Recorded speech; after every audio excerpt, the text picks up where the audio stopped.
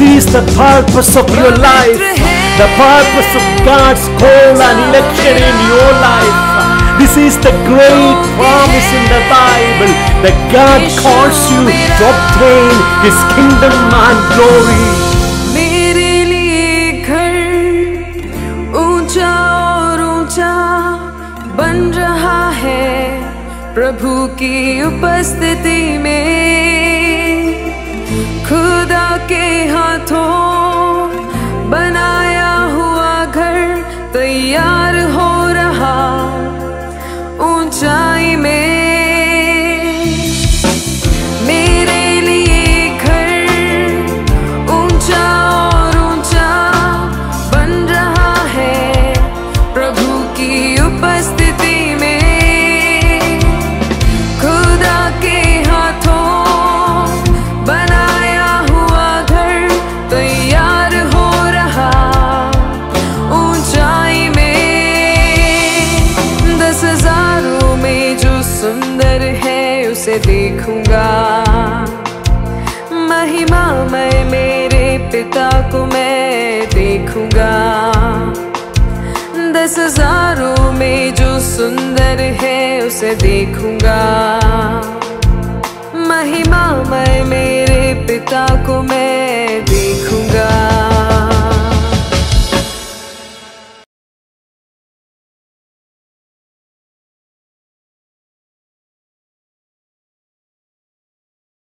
Welcome to kingdom and glory of God.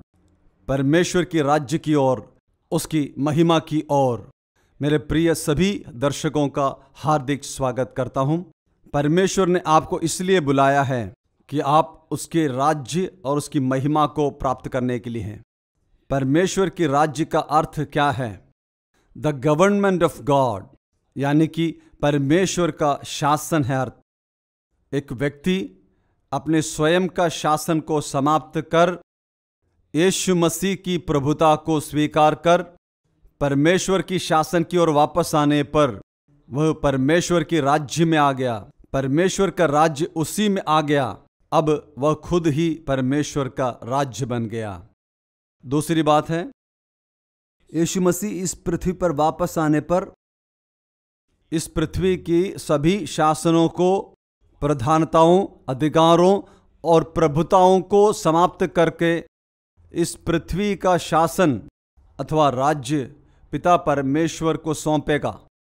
यीशु मसीह इस पृथ्वी की छवि को बदलकर अपना शासन इस पृथ्वी पर आरंभ करने पर परमेश्वर का राज्य वास्तव में इस पृथ्वी पर प्रकट होगा। अपने 1000 साल शासन के पश्चात मौजूदा पृथ्वी और आकाश को बदलकर एक नई पृथ्वी और आकाश को परमेश्वर स्थापित कर परमेश्वर द्वारा बनाया गया और स्थिर नींव वाला परमेश्वर का नगर नया यरूशलेम स्थापित कर परमेश्वर सभी युगों से बचाए गए परमेश्वर के संतानों के साथ मिलकर शासन आरंभ करने पर अनंत राज्य आरंभ होता है। इस अनंत राज्य को प्राप्त करने के लिए ही परमेश्वर आपको बुलाया है। परमेश्वर आपको बुलाया है कि आप सिर्फ उसके राज्य को प्राप्त करें, बल्कि उसकी महिमा को भी प्राप्त करने के लिए हैं। परमेश्वर की महिमा का अर्थ क्या है?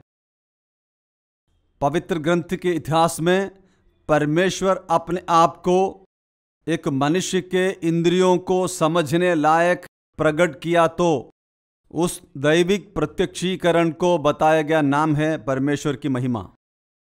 The glory of God means the visible, tangible and the Audible presence of God. देखने वाला, छूने वाला, सुनने वाला परमेश्वर की उपस्थिति को ही परमेश्वर की महिमा कहते हैं। दूसरी बात में कहें तो परमेश्वर की जीवन की संपूर्ण प्रकटीकरण को ही परमेश्वर की महिमा कहते हैं। यानी कि परमेश्वर की महिमा का अर्थ परमेश्वर स्वयं ही है। The glory of God means God himself. एक परमेश्वर के संतान का वास्तविक अधिकार और आशीष इस पृथ्वी का कोई भी वस्तु नहीं है। स्वर्ग में मिलने वाला कीमती मुकुट और पदवियां भी नहीं। नए यरूशलेम नगर में प्राप्त होने वाला खूबसूरत भवन भी कुछ भी नहीं। उसके वास्तविक आशीष अधिकार भी नहीं। एक परमेश्वर की संतान का वास्तविक आशीष और अधिकार परमेश्वर स्वयं ही है, उसकी महिमा है। पवित्र ग्रंथ के सभी उपदेशें इन दो मुख्य बातों पर आधारित है, परमेश्वर ने प्रकट किया है। एक बार फिर इस परमेश्वर की महिमा की ओर, परमेश्वर के राज्य की ओर मैं आप सबका स्वागत करता हूं। पिछले 10 एपिसोडों के द्वारा परमेश्वर की धार्मिकता के बारे में हम अध्ययन कर रहे थे। रोमियों की पत्री 3 अध्याय 24वें वाक्य में परमेश्वर की अनुग्रह से यीशु मसीह में उद्धार के द्वारा परमेश्वर हमें मुफ्त में बचाता है, हम जान चुका है। यानी कि पाप नहीं किया हुआ जैसा परमेश्वर हमें मानता है, परमेश्वर की अनुग्रह के द्वारा है। पिछले एपिसोड में हमने परमेश्वर की अनुग्रह का अर्थ को समझने के लिए कोशिश किया। उद्धार का धार्मिकता के अर्थ में परमेश्वर की अनुग्रह का अर्थ है मानव जाति के लिए परमेश्वर के द्वारा संपन्न किया गया परमेश्वर का कार्य है। गॉड वर्क्स फॉर मी, परमेश्वर मेरे लिए कार्य किया है। यही है परमेश्वर की अनुग्रह का पहला अर्थ। यहूदियाँ, अन्य सभी लोग पाप के दंड अनंत मौत में से बचने के लिए, धार्मिकता पाकर धर्मी बनने के लिए बहुत ज़्यादा प्रयत्न करने वाला एक काल में मनुष्य संपूर्ण रूप से जब हार गया, तब परमेश्वर अपना एकलौता पुत्र को इस पृथ्वी में मानव जाति के बदले में भेजा। उस यीशु मसीह में परमेश्वर अपना अनुग्रह प्रकट किया। अनुग्रह वाचा के नियमों के जस्ट ऑपोजिट है। वाचा के नियम मनुष्य की प्रवृत्ति को दिखाता है, अनुग्रह परमेश्वर के कार्य को दिखाता है। एक मनुष्य अपना कार्य कब समाप्त करता है? अब मेरे से बचाए जाने के लिए धार्मिकता पा नहीं सकता करके वह जब अंगीकार करता है, तब वहाँ पर परमेश्वर की अनुग्रह उसे बचाने के लिए उतर आता है। अब परमेश्वर की अनुग्रह के कुछ दूसरे अर्थों को भी आप लोगों के साथ मैं बांटना चाहता हूँ। उद्धार पाया गया, धर्मी बनाया गया एक व्यक्ति का सबसे बड़ी इच्छा आगे पाप किए बिना जीवन को जीना है। पाप से विजय पाने के लिए उसे एक बहुत बड़ी अभिलाषा होती है। आपने दोबारा जन्म लिया, इसका आंतरिक रूप में से एक चिन्ह है पवित्र जीवन के लिए एक अभिलाषा। आपके हृदय में पवित्र जीवन बिताने के लिए अति तीव्र इच्छा है, तो उसका अर्थ है आपने दोबारा जन्म लिया, ऐसा है। इस प्रकार अंदर पवित्र जीवन के लिए बड़ी इच्छा और प्यास होने के साथ बाहर हर वक्त वह पाप में गिरता रहता है। इसके अंदर परमेश्वर का वचन, पवित्र आत्मा भी वास करने के कारण अंतरात्मा बहुत ही चमकदार और सजीव है। इसलिए एक छोटा सा पाप अंदर आने से अंतरात्मा मलिन हो जाता है। अंतरात्मा उसे आलोचना करना शुरू करता है। इसके परिणाम स्वरूप वह अपराध बोध में जीना शुरू करता है। अपराध बोध के साथ जीने वाला एक व्यक्ति को धर्मी और पवित्र परमेश्वर के सामने अच्छे रिश्ते के साथ आगे बढ़ना असाध्य है। अब उसकी अंतरात्मा को शांत करने के लिए, अपराध बोध को हटाने के लिए उसने प्रार्थना करना शुरू किया, उपवास करना शुरू किया, भक्ति के कार्य शुरू किया। किंतु इसके उपवास और प्रार्थना और अन्य मार्ग के बाद भी फिर से वह पाप में गिरते जाता है।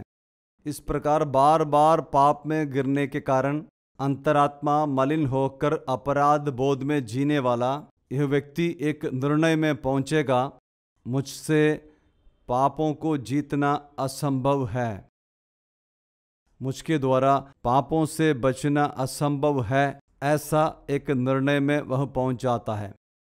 मैं अपना व्यक्तिगत अनुभव बताता हूँ। बहुत ही युवा अवस्था में ही मैं परमेश्वर के अनुग्रह में, परमेश्वर की भक्ति में जीवन जीने के लिए मुझे अवसर मिला है। जब मैं 17 साल का हुआ, मैंने सेवकाई का कार्य आरंभ किया। उस युवावस्था में मेरी सबसे बड़ी अभिलाषा मैंने पवित्र जीवन को बिताना है, पाप रहित एक जीवन बिताना था। मेरे हृदय में पाप रहित जीवन बिताने की बहुत बड़ी अभिलाषा होने के बावजूद मैं निरंतर हर प्रकार के पापों में गिरता जाता था। इससे मैं मानसिक रूप से बहुत कमज़ोर हो गया था। अब अंतरात्मा को शांत करने के लिए, पाप से जीतने के लिए निरंतर उपवास और प्रार्थना करना शुरू किया। मैं आज भी याद करता हूँ, पहले मैंने 3 दिन का कठिन उपवास में बैठा था। संसार के किसी आशीष को पाने के लिए नहीं मैं उपवास में बैठा था, बल्कि पाप को जीतने के लिए ही मैंने उपवास किया और प्रार्थना किया। उस एक प्रार्थना के फलस्वरूप लगभग मैंने 6 महीने तक पवित्र जीवन बिताया। अपने विचारों में भी पाप आए बिना जीवन जीने के लिए मुझे सामर्थ्य मिला। किंतु 6 महीने बीतने के बाद मैंने फिर से हर प्रकार के पापों में गिरना शुरू किया। अब मुझे समझ में आ गया कि अब 3 दिन के उपवास से नहीं होगा, कि 7 दिन करना चाहिए। इस प्रकार 7 दिन का उपवास बीत गया। उस उपवास जीवन के सामर्थ्य से मैं 14 दिन और पाप रहित जीवन जीने का सामर्थ्य और अनुग्रह मिला। फिर से पाप करना शुरू किया। फिर से मुझे समझ में आ गया कि अभी 7 दिन से नहीं होगा, अभी 14 दिन में बैठना चाहिए। ऐसा 14 दिन मैंने उपवास किया। इस 14 दिन के प्रार्थना और उपवास के सामर्थ्य के द्वारा अगला 14 दिन और पाप को जीता हुआ व्यक्ति के रूप में जिया। उसके पश्चात फिर से पाप में गिरना शुरू किया। फिर से 21 दिन का उपवास में बैठा था। उस 21 दिन उपवास में बैठा तब फिर से एक 21 दिन और पाप रहित जीवन जीने का सामर्थ्य मिला। फिर से पाप करना शुरू किया। इस प्रकार 14, 7, 21 ऐसा अनेक बार मैंने उपवास में बैठा पाप से जीतने के लिए। आखिर में एक बात समझ में आ गया, 21 दिन उपवास में बैठने पर सिर्फ उसी दिन ही पाप से बचने के लिए सामर्थ्य मिलता था। 22वां दिन पाप में फिर से गिर जाता था। फिर से एक और सच्चाई समझ में आ गया। 21 दिन उपवास में जब मैं बैठा था, उपवास दिनों में भी पाप कर सकता था। मुझे समझ आया, यानी कि पाप को जीतने के लिए मेरे सभी प्रार्थना और उपवास पूर्ण रूप से पराजित हुआ। वहाँ पर मेरी प्रार्थना और उपवास के द्वारा, निर्णय और सामर्थ्य के द्वारा पाप को जीत नहीं सकता, ऐसा समझ में आने के बाद मैंने हाथ उठा करके परमेश्वर से पुकारा, help me Lord, give me your grace. वहाँ पर परमेश्वर मेरे अंदर वास करके, उसकी पवित्र आत्मा मेरे अंदर वास करके पाप को जीतने के लिए सहायता करना शुरू किया, सामर्थ्य देना शुरू किया। मैं परमेश्वर की अनुग्रह का अर्थ को आपको समझा रहा हूँ। परमेश्वर की अनुग्रह का अर्थ है जो कार्य मैं नहीं कर सकता है, परमेश्वर मेरे भीतर वास करके मेरे द्वारा कार्य करता है, अथवा उसके लिए मुझे शक्ति देता है और मुझे सहायता करता है। परमेश्वर की अनुग्रह यीशु मसीह के द्वारा ही पृथ्वी पर आया था। उस अनुग्रह परमेश्वर ने यीशु मसीह की क्रूस पर मुझके लिए प्रकट किया था।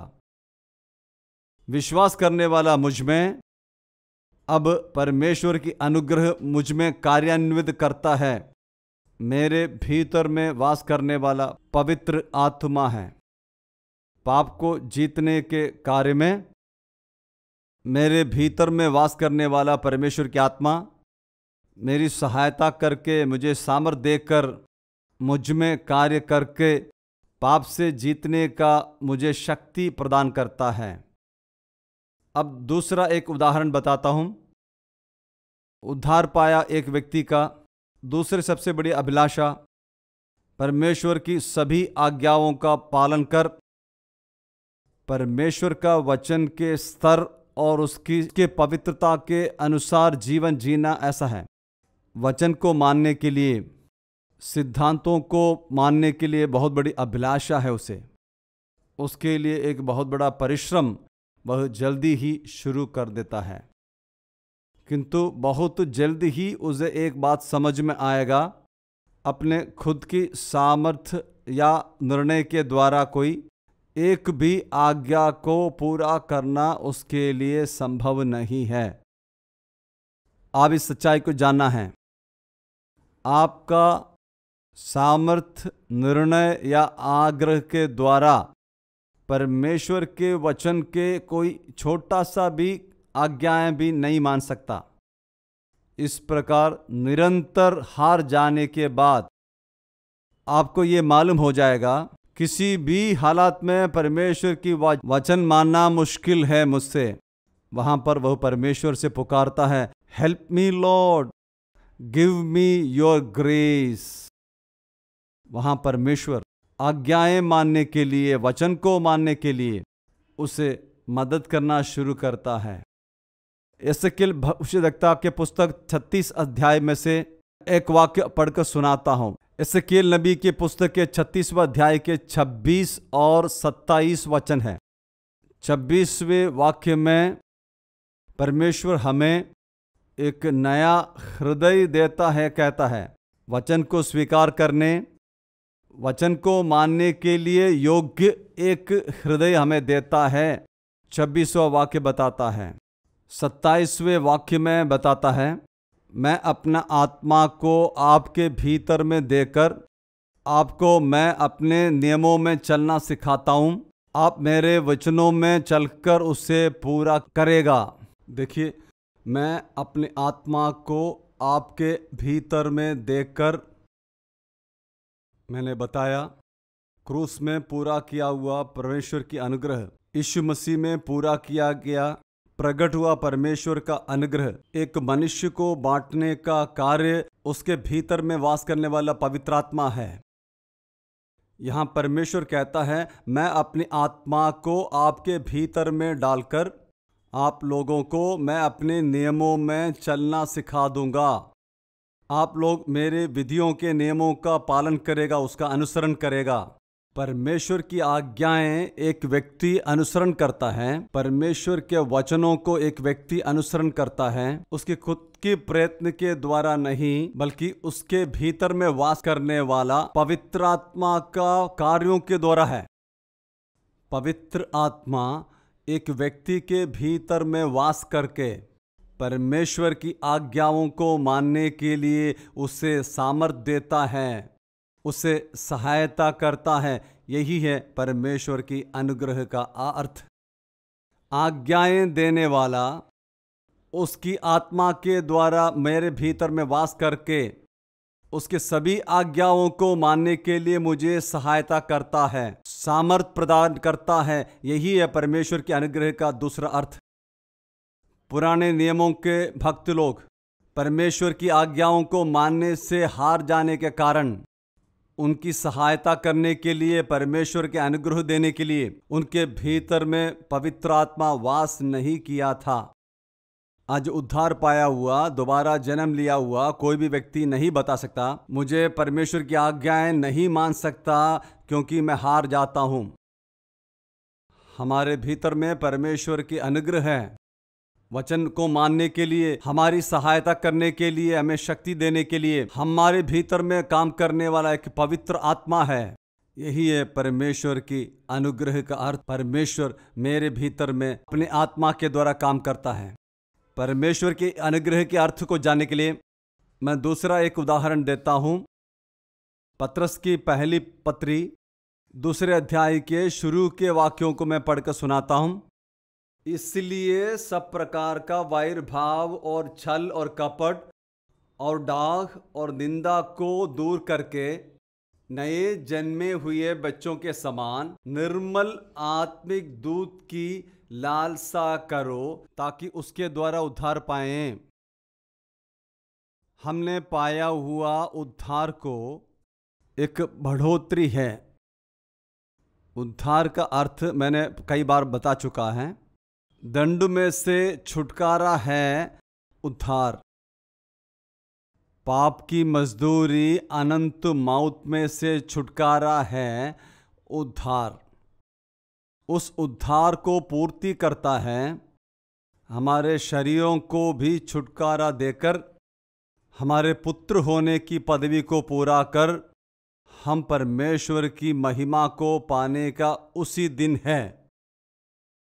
उस महिमा को पाने का, पुत्र के पदवी पूरा होने का, शरीर को भी बचाए जाने का उस अनंत उद्धार के लिए हमें एक बहुत बड़ी बढ़ोतरी है।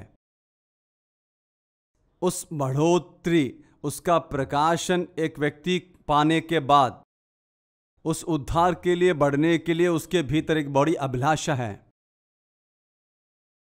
फिलिपियों की पत्री 2 अध्याय का 12वां और 13वां वाक्यों को पढ़ने से आप लोगों को जो बात मैं कहता हूँ वो स्पष्ट होगा। इसलिए मेरे प्रियो, आप लोग हर समय जैसा माना था, न केवल मैं आप लोगों के साथ रहता था बल्कि दूर रहने पर भी सबसे ज़्यादा डरते और कांपते हुए अपने उद्धार के लिए प्रयत्न करो। उद्धार के लिए प्रयत्न करो जैसा अनुवाद नहीं होना चाहिए था। उद्धार को अपनी प्रवृत्ति में लाए जाएं। Workout your own salvation with fear and trembling. अपने उद्धार के लिए हम प्रयत्न नहीं कर सकता है। जिस उद्धार को हमने पाया है उसको प्रवृत्ति में लाया जाना चाहिए, ऐसा बताया गया है। यानी कि हमारे उद्धार में बढ़ोतरी के बारे में, प्रगति के बारे में ही वहाँ पे साफ बताया गया है। वहाँ कहता है, भय के साथ कांपते हुए आपके उद्धार को काम में लाए जाना चाहिए। हम परमेश्वर की अनंत महिमा को प्राप्त करने के लिए परमेश्वर द्वारा बुलाए गए हैं। अब हमारे अंदर अनंत उद्धार और अनंत महिमा की प्रकाशन आने पर उद्धार में आगे बढ़ने के लिए, उद्धार को अपने काम में लाए जाने के लिए एक बहुत बड़ी अभिलाषा, भय और बड़ी इच्छा हमारे अंदर होता है। अब वह स्वयं से इस उद्धार में बढ़ने के लिए, उद्धार के लिए बढ़ने के लिए, उद्धार को काम में लाए जाने के लिए मेहनत करता है। किंतु बहुत जल्दी समझ आएगा खुद की प्रयत्न के द्वारा उद्धार में बढ़ने के लिए उद्धार को काम में लाया जा नहीं सकता है। वहाँ पर वह परमेश्वर से पुकार कर रोना शुरू करता है, help me Lord, give me your grace.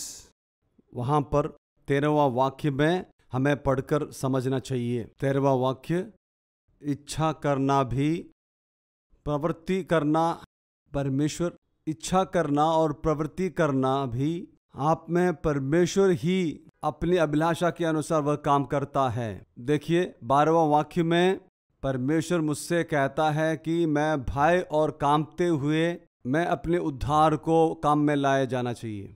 इस प्रकार भय और कांपते हुए अपने उद्धार को काम में लाए जाने की आग्रह निर्णय को देखने के बाद परमेश्वर मुझ पर प्रसन्न होकर, उनके हृदय में प्रसन्नता होने के बाद वह मुझ में काम करना शुरू कर देता है। इच्छा करना भी, मेरी इच्छा, मेरी अभिलाषा, उद्धार में बढ़ने की मेरी अभिलाषा, मेरी प्रवृत्ति, इच्छा करना भी, प्रवृत्ति करना भी परमेश्वर ही उनकी अभिलाषा के कारण मुझ में काम करता है। अब परमेश्वर ही मुझ में काम करता है। मुझ में इच्छा देना, अभिलाषा देना, मेरी सारी प्रवृत्ति सब परमेश्वर का है। परमेश्वर अपनी इच्छा के द्वारा मुझ में काम करता है। स्वर्ग का पिता परमेश्वर उनकी अपनी पवित्र आत्मा के द्वारा मुझ में वास करके मेरे उद्धार के लिए मुझे बढ़ने में मदद करता है। यह कार्य सबसे महत्वपूर्ण एक बात ही है। यही है परमेश्वर की अनुग्रह का दूसरा एक अर्थ। किंगडम एंड ग्लोरी मिनिस्ट्रीज के अफ्रीकन मिशन की ओर मेरे सभी माननीय दर्शकों का हार्दिक रूप से स्वागत है। अफ्रीका, 54 देश, लगभग 3000 भाषाएं, प्राकृतिक संसाधनों से संपन्न दुनिया का दूसरा सबसे बड़ा महाद्वीप, राजनीतिक अस्थिरता और आंतरिक युद्धों के कारण बर्बाद होते देश, कष्टों को झेलने वाला जनसमूह, आंतरिक युद्धों के कारण शरणार्थी बनकर रहने वाले 44 लाख से अधिक शरणार्थियों के मध्य में और स्थानीय लोगों के बीच में सेवकाइयां जारी है। ये लोग अभी भी बलात्कार और युद्ध के भय और चिंता में जी रहे हैं। इन लोगों के समूह को पॉलिथीन विभाजित और मिट्टी की झोपड़ियों में रहने के लिए छोड़ दिया जाता है। पौष्टिक भोजन, कपड़ा, शिक्षा और आधुनिक चिकित्सा उपचार की सुविधा अभी भी इनके लिए उपलब्ध नहीं है। जानवरों की तरह अपने जीवन को आगे बढ़ाने के लिए इन्हें भयानक परिस्थिति में छोड़ दिया जाता है। यहाँ हजारों अनाथ हैं, शारीरिक और मानसिक रूप से अक्षम हैं, यहाँ तक कि मानसिक रूप से मंद बच्चों के प्रति दुर्व्यवहार, मानव तस्करी और यौन शोषण भी इस देश में असामान्य घटना नहीं है। बच्चों से लेकर बड़ों तक पानी लाने के लिए लंबे समय तक लाइनों में इंतजार करना यहाँ का एक दैनिक दृश्य है। सांत्वना देने और साहस बढ़ाने के लिए हमारे मिशन के कार्यकर्ता घर घर जाकर परमेश्वर का वचन सिखाते और इनके लिए प्रार्थना भी करते हैं। ग्रामीण और दूर दराज के क्षेत्रों में सुसमाचार का प्रकाश लाने के लिए ग्रामीण सुसमाचार यूनिट की अपनी परियोजना पहले से ही शुरू कर दी है। उद्धार पाने वालों को मसीह में बढ़ाने के लिए गांव की कलीसियाएं मिशनरियों को विभिन्न अफ्रीकी देशों में भेजने के लिए बाइबल के प्रशिक्षण केंद्र, मानसिक रूप से कमजोर बच्चों के पुनर्निर्वास के लिए विशेष स्कूल, मुफ्त शिक्षा वाले प्राथमिक विद्यालय, अनाथ और गरीब बच्चों के लिए बच्चों का गांव। इसके अलावा हम नई परियोजनाओं के विस्तार और आरंभ करने की प्रक्रिया पर हैं, जैसे कि प्रत्येक गांव में एक प्राथमिक विद्यालय, बोरवेल, प्राथमिक स्वास्थ्य केंद्र, हर जिले में एक विशेष स्कूल, व्यवसायिक प्रशिक्षण संस्थान और बोरवेल इकाइयां। आपको भी इन परियोजनाओं में भाग लेने के लिए आमंत्रित किया जाता है। आप बच्चों के गांव, विशेष स्कूल, बाइबल स्कूल में से किसी एक को प्रायोजित कर सकते हैं। आप एक या अधिक मिशनरियों का समर्थन भी कर सकते हैं। आप हमारे साथ ग्रामीण चर्च भवन निर्माण, प्राथमिक स्वास्थ्य केंद्र, बोरवेल या बोरवे यूनिट में भागीदार हो सकते हैं। यदि आप एक विशेष शिक्षक, व्यवसायिक प्रशिक्षक, चिकित्सा पेशेवर या शिक्षक हैं, तो आपकी मदद की सख्त जरूरत है।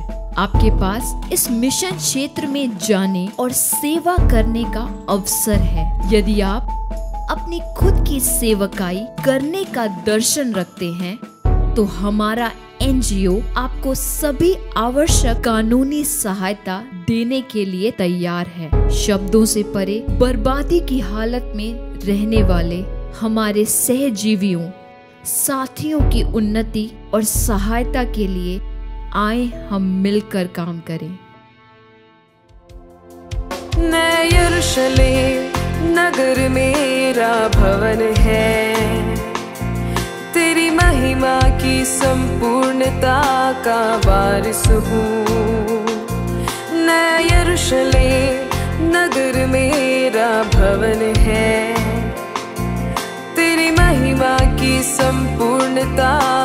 वारिस हूँ।